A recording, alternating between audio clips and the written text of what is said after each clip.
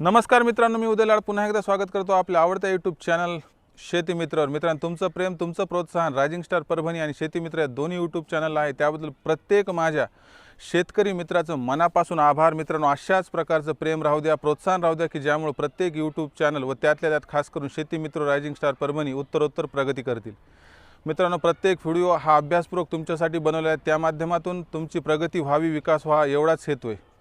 तर मित्रांनो, आज थंबनेलनुसार तुम्ही मुद्दा समजून घेतला आहे, तुम्हाला कळाले की नेमकं काय पाहायचं आहे की आज आपण पाहणार आहोत की उन्हाळी मिरची शेतीतून कशा पद्धतीने फक्त 1 एकर क्षेत्रातून तुम्ही 9 लाख रुपयापर्यंत उत्पन्न मिळवू शकतात। यासाठी जमीन कशी असावी, यासाठी हवामान कसं असावं, खताचं व्यवस्थापन, कीटकनाशकांचं व्यवस्थापन, बुरशीनाशकांचं व्यवस्थापन, येणारे रोग, योग्य वेळी फवारणी व टोटली उत्पन्न किती होईल व कधी लागवड करायची, किती रोपं घ्यायची, किती अंतर ठेवायची, या सर्व गोष्टीचं सविस्तर विश्लेषण तुम्हाला आज या व्हिडिओत मिळणार आहे मित्रांनो। कारण आजकाल माझा शेतकरी मित्र याला नफा मिळवता येत नाही, याला उत्पन्न होत नाही, तर ही आर्थिक जी उत्पन्नाची दरी आहे ती कशा पद्धतीनं उन्हाळी मिरची शेती भरून काढू शकते हे आपण सविस्तर पाहूयात।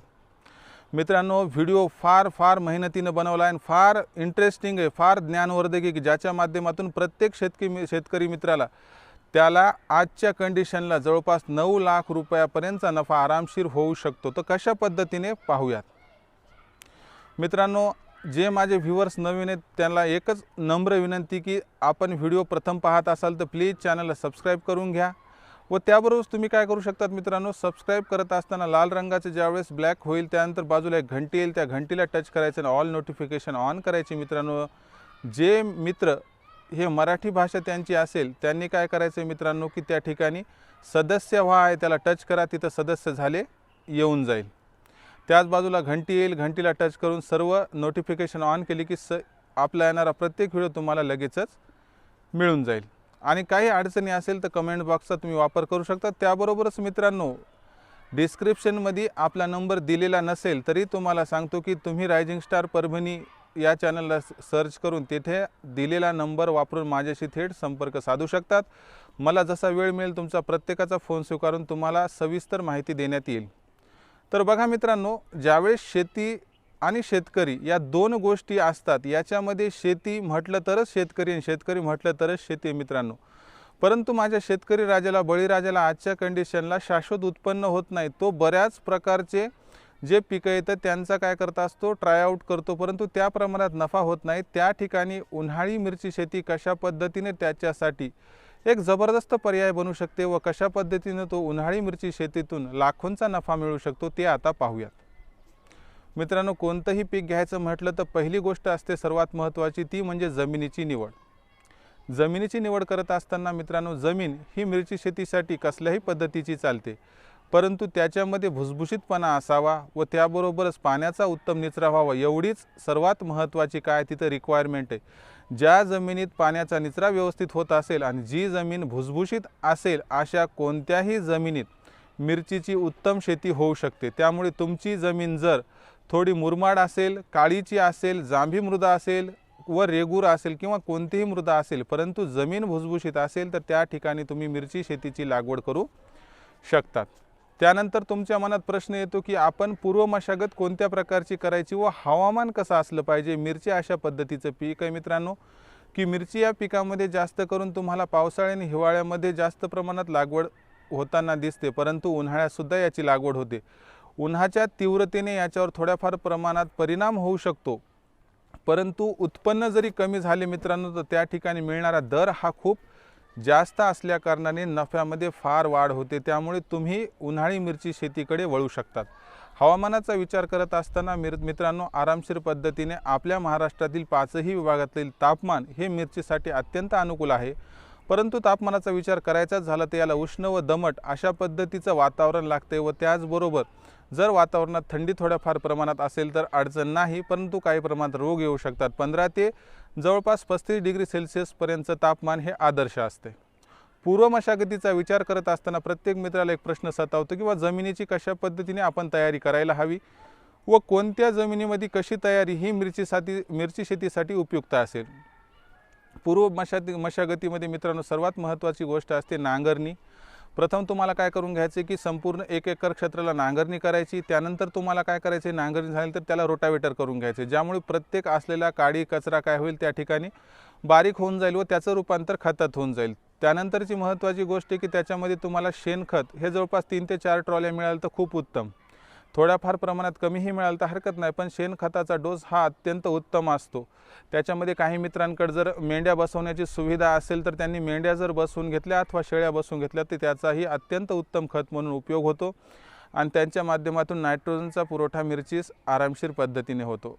पूर्व मशागतीमध्ये अशा खतांचं नियोजन केल्यानंतर तुम्हाला नायट्रोजन, फॉस्फरस आणि त्याबरोबर पोटॅश व याबरोबर जे मायक्रोन्यूट्रिएंट्स आवश्यक असतात अशा मायक्रोन्यूट्रिएंट्सचा उपयोग करून तुम्ही भेसळ डोस तयार करू शकता। यामुळे निंबोळी, पेंड आर्क यांचा सुद्धा वापर करायला हवा। म्हणजे हे केल्याने काय होऊ शकते की यांचा वापर केल्यानंतर आपल्या पिकाची वाढ किंवा त्यांची जी रिक्वायरमेंट असते ती अगोदरच जर मातीत मिसळल्या गेली तर त्यांना मुळा वाटे ते सर्व कंटेंट घ्यायला अत्यंत सोपे पडते व ते कंटेंट मुळापासून डायरेक्टली काय होत असते, रोपामध्ये येते व रोपाची वाढ, त्यानंतर फुलधारणा व शेवटी फळधारणा ही चांगल्या पद्धतीने होते। आता याच्या माध्यमातून भेसळ डोस देऊन घेतला त्यानंतर महत्त्वाची काय गोष्ट मित्रांनो, रोपांची निवड। बघा मित्रांनो, रोपांची निवड करत असताना प्रत्येकजण प्रश्न विचारतो की कोणत्या पद्धतीचे मिरचीचे रोप हे अत्यंत उत्तम आहे किंवा कोणती व्हरायटी चांगली। मित्रांनो, पुष्या हरित असे फुले हरित अशा प्रकारच्या व्हरायट्या आहेत, परंतु प्रत्येक विभाग बदलला, जिल्हा बदलला, तालुका बदलला अथवा खेड्यातही बदल झाला तर वातावरणात थोड्याफार प्रमाणात बदल होतो आणि हाच बदल प्रत्येक व्हरायटीसाठी योग्य असेल हे सांगता येत नाही। त्यामुळे तुमच्या वातावरणात ज्या व्हरायट्या आहेत किंवा ज्या व्हरायट्यांचा रिझल्ट चांगला असेल अशा प्रकारच्या व्हरायट्यांची निवड करायला हवी, कारण विभाग बदलला की व्हरायटी बदलते। मग तुम्ही आसपासच्या एरियामध्ये असलेल्या मिरची शेतकऱ्यांची काय घेऊ शकतात, भेट घेऊ शकतात व त्यांच्या मार्गदर्शनाखाली रोपांची निवड करू शकतात। परंतु रोपांची निवड करत असताना डायरेक्ट बीज आपण न वापरता रोपवाटिकेतून किंवा नर्सरीतून जवळपास रोपे आणली व अशा जवळपास 20, 25 किंवा 30 दिवसाच्या आसपासच्या रोपांची लागवड केली तर आपल्याला जे मिळणारं उत्पादन आहे ते जवळपास 1 ते 1.5 महिना अगोदर मिळेल। यामुळे तुम्हाला 30 ते 35 या दिवसांच्या मधल्या रोपांची निवड करायची आहे। आता प्रत्येक मित्राचा प्रश्न येतो की ज्यावेळेस आपण ड्रिप इरिगेशन अंतरायचे किंवा ड्रिप इरिगेशन करायचे त्याच्यामधली लांबी, त्यानंतर रुंदी, 2 ओळीतील अंतर, 2 रोपातील अंतर व ॲक्च्युली रोपं किती बसणार हा विचार करत असताना मित्रांनो, जमीन तयार करून घेतल्यानंतर प्रथमतः आपल्याला काय करायचे मित्रांनो, 4x1.5चे बेड ओढून घ्यायचे तर व या बेडला प्रथम ड्रिप इरिगेशन करून घ्यायचे। ड्रिप इरिगेशन करून घेतल्यानंतर प्रथम पाणी सोडून घ्यायचे, त्यामुळे जमिनीचं सपाटीकरण होईल मित्रांनो, कारण जमिनीमध्ये थोड्याफार प्रमाणात जे काही ढेकळं असतील त्या ढेकळांचं काय होईल, बारीक रूपांतर होईल। ज्या मित्रांची किंवा ज्या शेतकरी मित्रांकडे थोड्याफार प्रमाणात पैशांची आवक असेल त्या मित्रांनी मर्चिंगचा वापर केला तर खूप चांगलं, आणि ज्यांच्याकडे थोड्याफार प्रमाणात जर तुमची त्या ठिकाणी आर्थिक कुवत नसेल तर त्या ठिकाणी तुम्ही मर्चिंगचा वापर नाही केला तरी चालते। पण मला विचारलं तर मर्चिंगचा वापर करणे अत्यंत उपायकारक आहे मित्रांनो, कारण पावसाळ्या हिवाळ्यामध्ये जे तण आपल्यापास समोर येणार त्या प्रत्येक तणाचा बिमोड आपण पहिलेच जर केला तर आपल्याला होणारा खर्च व आपल्या रोपांची होणारी वाढ ह्या दोन्हीमध्ये आपल्याला खूप चांगला रिझल्ट मिळू शकतो। आता रोपांचं अंतर बघा मित्रांनो, 4 फूट हे काय 2 ओळीतील अंतर आहे, 1.5 फूट हे 2 रोपातील अंतर आहे। आता ॲक्च्युली रोपं बसतात किती हे पाहणं गरजेचं आहे। ज्यावेळेस मित्रांनो टोटली आपण 1 एकर क्षेत्राचा विचार करू तर त्या हिशोबाने मित्रांनो आरामशीर 7000 रोपे ही जवळपास काय होतात तेवढ्या आपल्या 1 एकर क्षेत्रात मिरचीची बसतात। याच्यामध्ये मित्रांनो आणखीन एक समस्या प्रत्येक मित्राला सतावते की मिरचीचं जो आपण लागवड ती बेड ऐवजी आपण जर सपाटीकरण असलेल्या जमिनीत किंवा एका रांगेत केली तर चालते का। तर मित्रांनो, जे आपण सपाटीकरण असलेल्या जमिनीत सुद्धा मिरचीची त्या ठिकाणी उगवण करून उत्पन्न घेऊ शकतो, परंतु बेडवर केलेल्या मिरचीची लागवड व ठिबकचा जर आपण योग्य पद्धतीने वापर केला तर याच्यामध्ये मिळणाऱ्या उत्पन्नात फरक पडू शकतो, हे लक्षात घेणं गरजेचं आहे।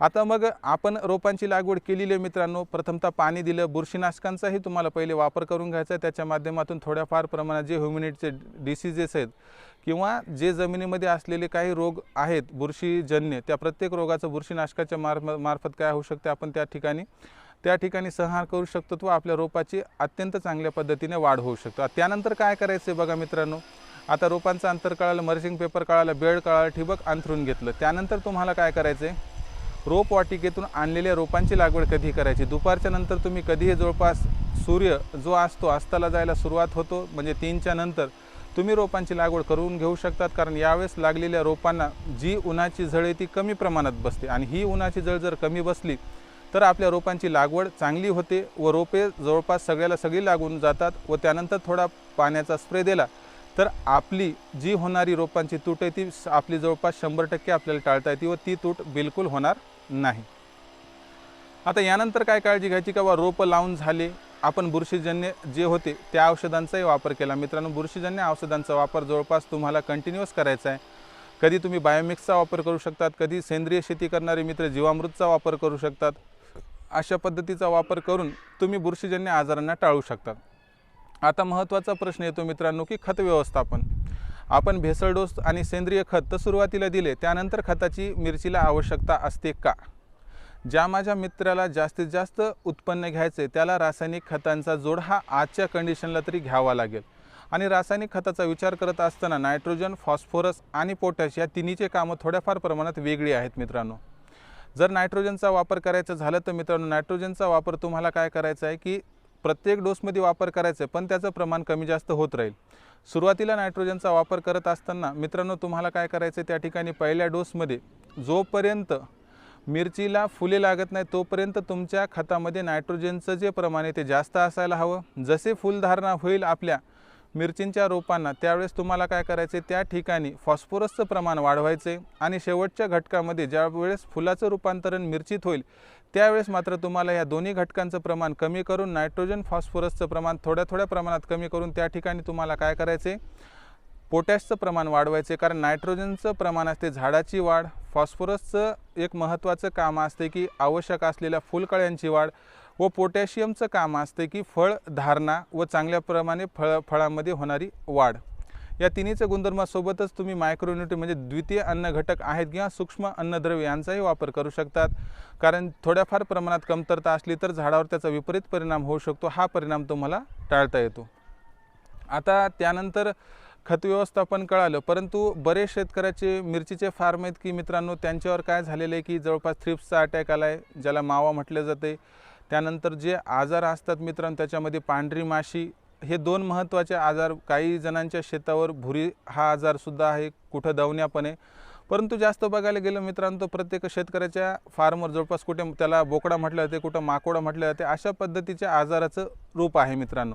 मग अशा आजारावर मात करता येते का? तर 100% मित्रांनो अशा आजारावर सुद्धा मात करता येते। यांना योग्य प्रकारच्या कीटकनाशकांचा जर उपयोग घेतला, विविध प्रकारच्या कंपन्याचे कीटकनाशक आज मार्केटमध्ये उपलब्ध आहे मित्रांनो। परंतु होतंय काय की ज्यावेळेस आपण कीटकनाशकाची फवारणी घेतो त्यावेळेस रोगाचं प्राबल्य हे भरपूर प्रमाणात वाढलेलं असते, परंतु मिरचीमध्ये काही दिवस असतात की ज्या दिवसांवरच तुम्हाला फवारणी करायला हवी। आणि मित्रांनो तुम्हाला प्रत्येक व्हिडिओत मी एवढंच सांगतो की फवारणी करत असताना अमावस्येचा कालावधी तुम्हाला त्या ठिकाणी सगळ्यात जास्त महत्त्वाचा आहे।